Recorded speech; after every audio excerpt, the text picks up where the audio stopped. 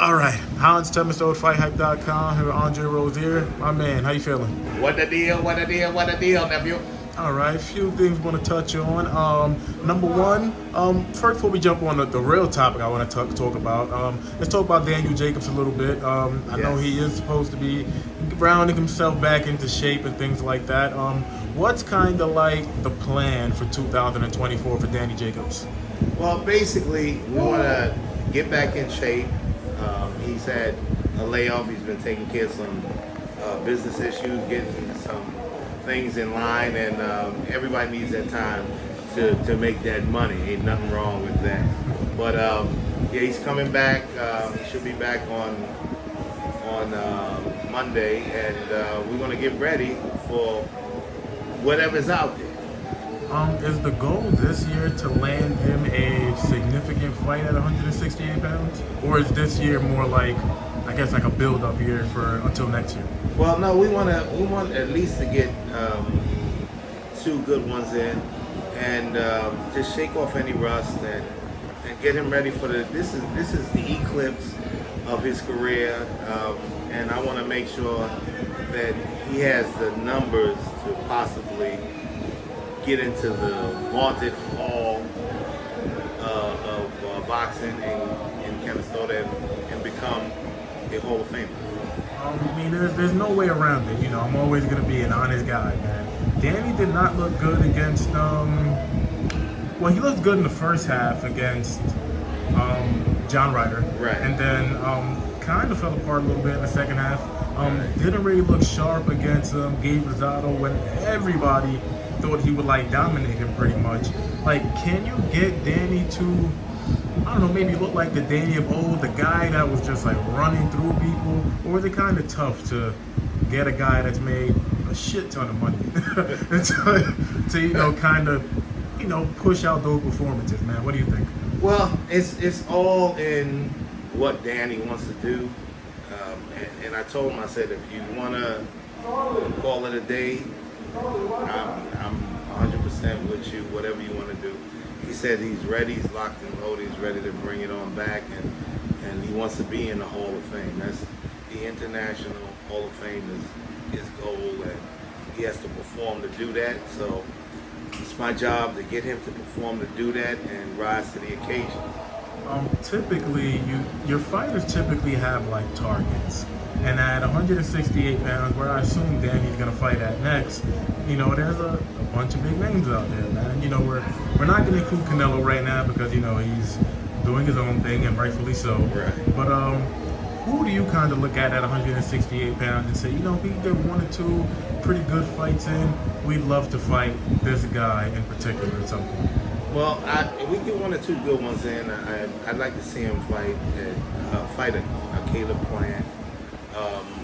I think Danny is more than fluid and kinetic enough to take care of business. He's a solid puncher. He has great boxing capabilities.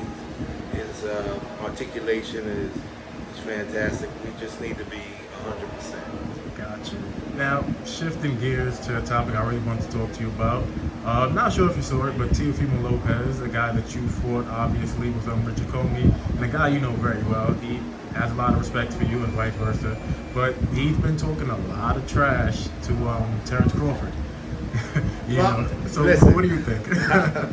See, I love Teo. Mm-hmm. You know, Teo is like one of my extended nephews, and he showed me the real Teo when Richard was fighting, and he came to the dressing room, and I mean, I thought they were family the way they were hugging each other, and then he came to the corner and he was shouting and screaming for Richard to work until he actually knocked out. I forget the Dominican kid's name.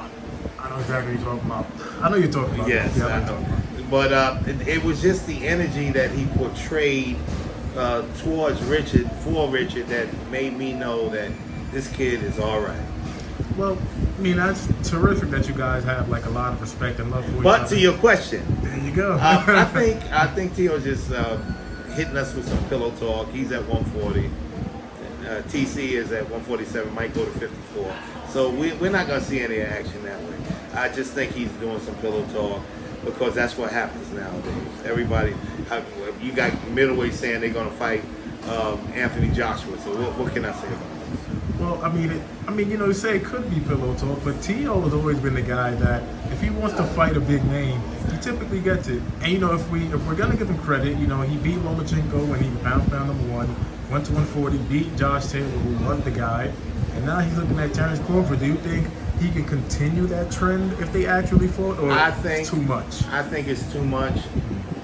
Weight classes are here for a reason, and literally, TC is the king of the welterweights.